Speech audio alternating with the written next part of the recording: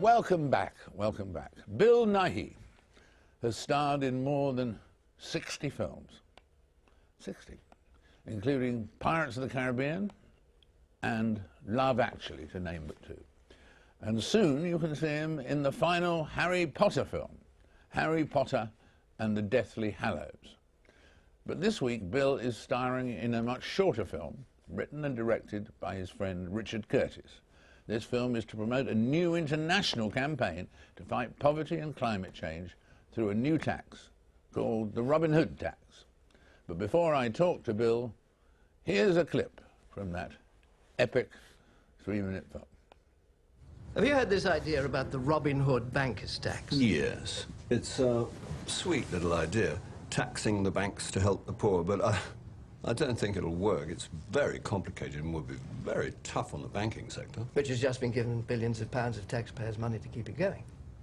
Well, yeah, of course. And is still paying itself billions of pounds in bonuses. Yes. So the tax is a charge on all bank transactions that don't include members of the public. Bonds, derivatives, currency, speculative stuff. Is that right? Yeah, something like that. Very complex. So the bankers would give how much from each deal they do?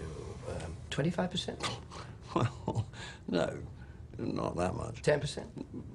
No. 5%? No, not 5. More or less? Slightly less. What, 1%? Not quite. Half of 1%? No. 1/10%? No. Half of that. They give around 0.05% of every deal. Yeah, that's about right. And sometimes it'd be even less. That doesn't sound like a lot to most people. No. I can see that. And he's here now. Bill Nighy is here right now after his magnificent performance there, and the shortest film you've ever made, probably. It is, actually, yeah. It's 50 times shorter than The Boat That Rocked, and probably about 70 times shorter than Pirates of the Caribbean 3. And so you did get an early night the night before, nevertheless, because... Yes. As usual, I didn't sleep, but there you are. And now, how will it work exactly? What happens is... The Robin Hood tax. The Robin Hood tax, the suggestion is 50p in every £1,000 that's generated in any banking transaction globally that does not involve you or me or any member of the public. These are the speculative banking deals, the gambling, in other words, and it would be electronically collected, and the money, each country would be at liberty to, obviously, to dispense with the money as they saw fit. The suggestion is that given that it could raise something in the region of £250 billion a year, $400 billion, each country could use half of that money to address pressing problems domestically at home, and the other half would be to go some way to fulfilling their moral obligation overseas and try and help the poor. So you could, in the UK terms, you could deal with £4 billion, which would be a fraction of what we would generate, would halve child poverty in the UK, affordable housing, getting people out of benefit traps. And then when you did consider things overseas, you could do something, for instance, to prevent 500,000 women dying every 12 months trying to have a baby, not because they're reckless or irresponsible or stupid, but simply because they got unlucky geographically. So it's a very sweet idea. And the idea that the banks would not only then atone, as it were, for the economic crisis which they precipitated, some of those banking people, there are obviously honourable people involved, but they would also become, a lot of that speculative banking has no use social, it has no value socially, but this would obviously make them forever useful. And how would that be different to some of the ideas that the statesmen are having, the prime ministers are having? Gordon Brown is talking of a tax like something like this. What would be the difference? Would the difference be that theirs would go to governments and yours wouldn't? Is that the main difference? That's the main difference. It's a designated tax, so therefore it wouldn't go into the pot. Governments traditionally don't like that. For instance, they don't like to tax you on petrol and spend the money on roads, or tax you on cigarettes and spend the money on health. They prefer all of the money to be available for all of the expenditure. Yeah. And the the other taxes suggested currently and recently by Gordon Brown are welcomed. You know, I mean, they're a wonderful idea as far as they go, but they're not designated to help the poor, which is what, in my view, makes this suggestion so desirable. And what about, what are you doing in addition to this campaign? What are you doing at the moment? Well, I'm glad you asked me that, because I am currently being a mouse in Narnia 3.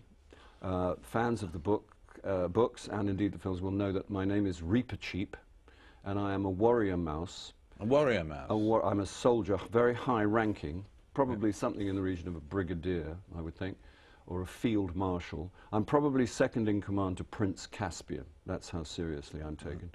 And I'm very happy because it's a wonderful script. It's a beautiful film. Really? Yeah. Yeah. And you've done the final Harry Potter, or are you going to do it? I am a wizard. I've done it. Yes, I am finally a wizard.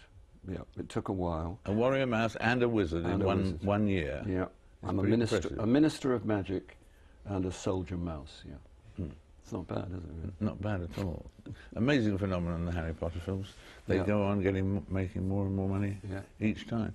Do you have clear ambitions, clear dreams left of what you'd like to do? After the 60 films I just counted. Yes, I know. When you said 60 films, I wanted to lie down. But it's, I don't have specific, I've never had specific, you know, there's never a part that I burn to play. I just wish to continue doing good work. I possibly, if I was asked, you know, I would like for it to be contemporary work, and I generally like it to be funny. But other than that, I have no, you know, just to keep doing stuff that is, broadly speaking, a good thing in the world. But you see your future in comedy because you do it so well, yeah? Well, it's very satisfying trying to make things amusing. It's an endless quest. And what was the biggest breakthrough so far? Was it Love Actually? Yeah, Love Actually completely changed the way that I go to work, and it radically changed my professional life. More people saw me in Love Actually probably than they had ever seen me in everything else I'd ever done. And largely in America, obviously, which makes a big difference to a British actor's hopes and desires. Well, we're all delighted that you didn't do. There was this article here saying you nearly quit acting very early on after you saw yourself on a screen in Liverpool. Who can we thank for saving Bill Nighy for the audiences of the world? Well, you could actually probably thank my dad, because I was going to retire, and I was going to do what people traditionally did in those days when they ran out of ideas. It's what you did instead of an idea. You bought a VW microbus, painted it a funny colour, and drove it to Nepal. And I was on my way to doing that. I'd made the decision, and my dad, who knew nothing about acting or about actors or the life of any kind, and was very classy about it. And I'd robbed a bank on Softly Softly, my first, which is why I was retiring, because I made the mistake of watching myself rob a bank. And he said, why don't you capitalize on what you've achieved already? You've been on television, you've done several plays, you've made a start. Why give up now? And I was surprised at that, because it wasn't a world he knew. And it's not a world that you generally recommend for your child, because it is, you know, it's a bit, it's uncertain, yeah. But he did, and I was impressed by that, and I took his advice. So you can thank Alfred Nighy. Alfred Nighy, thank you. Bill Nighy, thank you. My pleasure.